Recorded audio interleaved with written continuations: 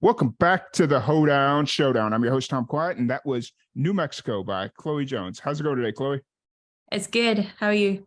Doing well, doing well. It's Tuesday morning. Got the Mondays out of the way because yesterday was really a Monday. So, Oh no. but how are things going with you? Yeah, they're good. It's a busy week. Got a lot of gigs and I'm in the studio this week recording new music. So it's a pretty hectic week. This is kind of my only chill day. Awesome, awesome. That's cool. And so you're based out of Manchester, correct? Yeah, yeah. What was it in that born and raised Manchester? Yeah, born and raised. So kind of always, well, I've done a lot of traveling, but I always come back, yeah, to Manchester. Yeah, I can tell by your music because you make a lot of references to a lot of U.S. cities and stuff, and I was like, oh, that's cool. She must travel a lot. So Yeah, yeah, that's what I like to do. So a lot of, yeah, you find that in a lot of my songs. They're about, yeah, traveling, especially, yeah, I did a lot of America. So nice, awesome. And so, growing up in Manchester, what was the music scene like there for you growing up? it's a pretty good music scene in Manchester. It's quite a big city in the UK, and you've got like a couple of kind of music schools there as well. So you big open mic scene, and getting to know people there. So yeah, it is really good. You can get a lot of gigs, and yeah, there's all different kinds of music. Kind of Manchester is kind of famous for in the 90s Britpop, kind of Mm, music, but there's loads of different things going on. gotcha. Awesome, awesome. So is Manchester responsible for? Oh, what was the name from that band in the nine? BB Mac. Is that Oh, I don't know. I'm not sure about BB okay? Man. You said Britpop, and that for whatever reason that was the first band that popped into my Oh, head. So, yeah. um, Oh, no, bands that are called like Happy Mondays, like Joy yeah, Division, Oasis, I guess. gotcha. Awesome. So growing up, who was kind of your influence in music? Who brought you into music? Was it something that was kind of always there, or was it an outside force outside your family? Yeah, I always kind of just grew up around music, and music from all different eras, really, but kind of a lot of 50s, 60s, 70s. And I guess I kind of honed in on the 70s stuff with the, folk music and the singer-songwriters like Joni Mitchell, kind of Leonard Cohen, Simon and Garfunkel, James Taylor, all those Mhm. kind of vibes. I always remember listening to them growing up and enjoying that kind of music, and that made me want to, pick up a guitar and be able to do, music as a solo musician, and that acoustic Yeah, folk kind of vibe. Yeah, so that would kind of inspired me to be a singer-songwriter, I think. nice. And that explains a lot of the influences for your music because I was sitting here listening to it, listening to every as much of what you have out as I could. And I was like, man, I just feel so many different influences coming in that it was really hard to pinpoint like one singular influence. I was like, oh, there's a little bit of Joni, and it was just like all these different influences in your music, which was really cool. And I think that's what's really amazing about the independent scene and musicians these days because they grew up listening to so many different types of music. Yeah, So, yeah, I think that's it. We've got so much more as time goes on. We've got so much more to kind of reflect back on. mhm, All through these like giant eras of music. There's yeah, so much to be influenced by, and yeah, pick up different things from different places. Yeah. yeah, for sure. So, you've got a new single that's as we when we release this, it's out already called Maxim. What's the story behind this song?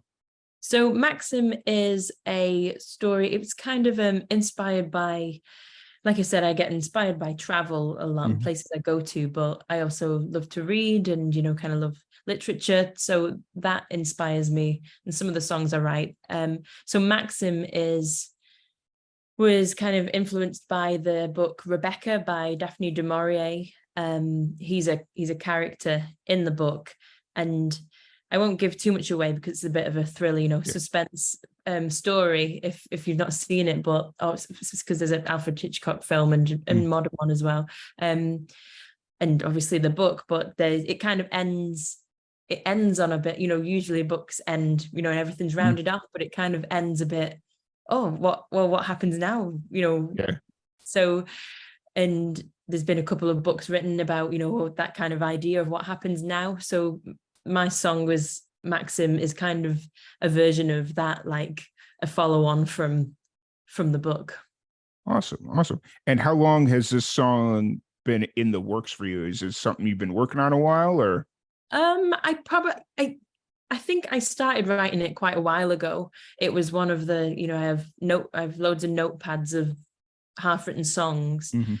And it's one that, again, maybe about a year or so ago, I found it and kind of finished the song off. But I probably had it written down for a good few years. Okay. So is that kind of your typical writing process? Is you'll get the initial idea, write it down, and then as you kind of reintegrate yourself into it, you'll finish it, or what's your process? Yeah, that happens a lot. Like I said, I get little bits and bobs that I'll write down and record, on my phone, and then there's some songs that I'll have an idea and I'll write the full song, but that doesn't happen too often unless I'm writing it for a certain deadline or a certain project. But if it's just kind of writing just in general, that's kind of what will happen. I'll have ideas, and then when I kind of want to write a song, if I've got nothing to write about in that present moment, I'll go back to the notepads and my voice recordings and think, oh, actually, that was pretty cool. I'll work on that. So Chloe Jones, your new single, it's out now for everyone to listen to. Is this going to follow this kind of same pattern that you've been doing, where it's a single building to another project, or where are you kind of at in that process? I'm not 100% sure yet, but I know I've been in the studio a lot recently, recording a few new songs, and just kind of deciding what to do with them, because they're not all necessarily, they don't all fit together in the sense that, right, I've got all these songs, they'll go on an EP. So I'm definitely, I think, going to release them as singles and then figure out what I'm going to do with them. I'm not quite sure yet, but yeah, I kind of do like that, when you release a few singles and then put them on an EP. Fair. Yeah. So but next year I'll have kind of a lot of new music coming out. Cool. That's, it's that weird, like, the situation that a lot of musicians are in right now, where it's like there's still people that want to listen to the full project, whether it's EP, LP, whatever it is, because it's like a book. You sit down, you listen to the whole thing, and it tells a story. But then, like, in today's day and age, it seems like singles are getting a lot more play and traction because you release them more frequently and all this stuff. Yeah. So it's kind of like a hard decision for musicians to make. Yeah, exactly. That's what I've been thinking about recently. I was thinking exactly that. Like, do I release them as singles or do another EP? But I think, it doesn't work the same as it would, previously. You'd kind of release a couple of singles and then release an EP, and, CDs were more of a thing as well. I feel like it would kind of build up to releasing a CD, and then you'd get to sell that at your gigs. But I find CDs, not many people are buying CDs as anymore. So you've got to think about just releasing everything kind of, single. So yeah.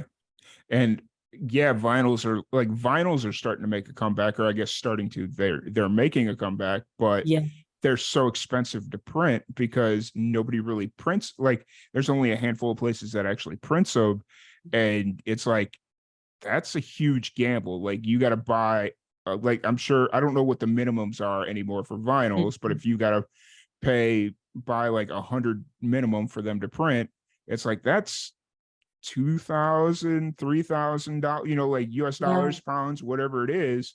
It's like, that's an investment, and you have to be sure that people are going to actually like buy them. Yeah, exactly. It's not like you can just buy 10 and be like, well, we'll see how they go. Right. It's a big risk, and for an independent musician, kind of difficult to decide what to do about that. Yeah, for sure. So, kind of moving forward, you said early in the show that you're busy, you got all kinds of stuff going on, recording shows, all that fun stuff. How often do you usually play shows? Or is it like every night or just five? How often are you playing shows right now? I play a lot, but some because I'm full time as a musician, Mm. so I do a lot of cover gigs in bars and restaurants. So they're not necessarily doing your original music, but I'm gig, I gig every week, definitely every weekend. Um, but this week is pretty busy. I've got as of Wednesday through to I think Monday is busy, busy with gigs and recording in the studio. So, but yeah, I do gig quite a lot. Try and get out there. Awesome. What's when you're doing cover gigs, is it 100% covers or do you try and sneak an original in there? What's it kind of like in Manchester there? Yeah, if it's like kind of, advertised as a cover gig, Mhm. I'll mainly do covers, but I'll kind of suss out the audience if they seem to be an audience that are, loving the live music and engaged in it, then usually they'll want to hear an original. Mhm. You just kind of got to kind of gauge the audience, but most of the time, yeah, I will throw in a couple of originals. Nice. Yeah. What's your favorite cover song that you perform? Oh, people ask me this, and I'm never sure because it always Or changes. what's the one that you put like your most interesting twist on? Like something that you play that people wouldn't expect you to play or something. I kind of try and do that with a lot of songs, and I also do it unintentionally. I'll play Mm. a song for so long and then listen to the original. I'm like, oh, it doesn't Yeah. sound like Yeah. that. But people like there's a version I do a version of Jolene that people kind of like, and Call Me by Blondie. Nice. I've um some people like a version of It's My Life Bon Jovi that I kind Nice. of but a bit slow down kind of version of Yeah. that. Yeah.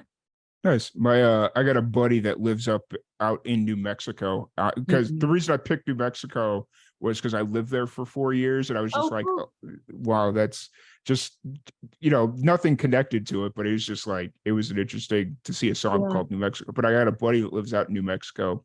He does this cover, or when we used to hang out all the time, and I'd go to his shows, he used to do this cover of Wrecking Ball by Miley Yeah. Cyrus. Oh, Like cool. he's a big 6'5" giant of a man, and then he just breaks down and does this cover of Wrecking Ball. It is the most interesting thing. And every time I go to a show, I'd ask him to do it. And Yeah. it got to a point where he's like, I haven't done that cover in like 2 years. So Mm. yeah, it's Oh, nice. That sounds cool. yeah. I'd want to hear that. Yeah. So kind of moving forward, you're recording, playing shows, all that fun stuff. Um, what's your approach for the rest of the summer? Just continue playing shows? Are you playing festivals? What's kind of your plans for the rest of the summer? Yeah, I've already done a couple of festivals so far. They were kind of towards the end of June. And my next one isn't till the start of September. It's the British Country Music Festival, which is That pretty dang good it, one. I was supposed to be there. I Oh, really? I was supposed to go last year, but I couldn't get my passport together in time. Yeah. And I talked to him like, hey, let's plan out, or let's try and figure something out for next year. And then Yeah. I didn't see anything like pushed or promote, like anything pushed or promoted, and I just kind of Mhm. forgot about it. And when Yeah. you mentioned that, I was like, dang it, I was supposed to reach out to her Yeah. and get that. Oh, So, but yeah.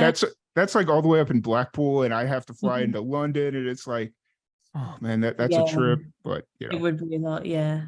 But so it's the lineup sounds really good, and I feel I've not been to it before, but it feels like kind of really mm, good songwriters, celebration of kind of mhm, songwriters and different different styles of country music, I mhm. guess. Yeah, Yeah. that's really cool. That's just the fact that England and the UK in general, their music scene is just blossoming so well. And it's like Mhm. you got all these festivals that are like really well known in the UK, and they're starting to get known over here in the States, that they're bringing American artists out.